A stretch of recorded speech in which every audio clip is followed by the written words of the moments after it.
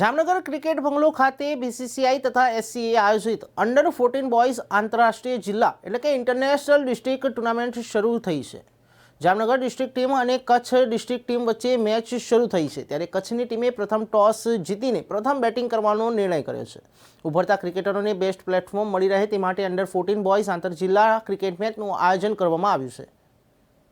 विजय Babariya Jamnagar district cricket association selector और under 14 cricket team coach आज रोज भारतीय क्रिकेट कंट्रोल बोर्ड संचालित और सौराष्ट्र क्रिकेट एसोसिएशन आयोजित अंडर 14 क्रिकेट टूर्नामेंटनु शुरुआत आज थयेल छे। अने ई शुरुआत में आज Jamnagar district under 14 cricket team और गांधीधाम कच्छनी टीम वच्चे आज प्रथम मैच सौराष्ट्र क्रिकेट एसोसिएशन द्वारा जामनगर में रमवानुं शरू थयेल छे।